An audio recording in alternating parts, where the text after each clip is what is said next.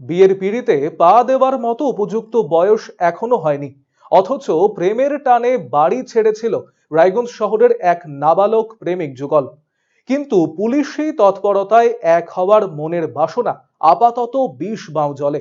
নাবালকের এক আত্মীয়ের বাড়িতে আশ্রয় নিয়েও শেষ রক্ষা হলো না।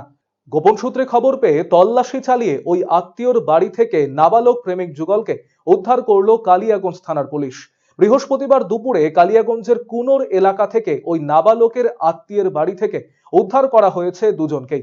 পুলিশ সূত্রে খবর, উদ্ধার হওয়া দুই কিশোর কিশোরী রায়গঞ্জ পৌর এলাকার বাসিন্দা।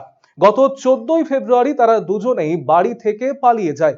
তাদের মধ্যে প্রেমের সম্পর্ক ছিল বলে প্রাথমিক তদন্তে অনুমান পুলিশের।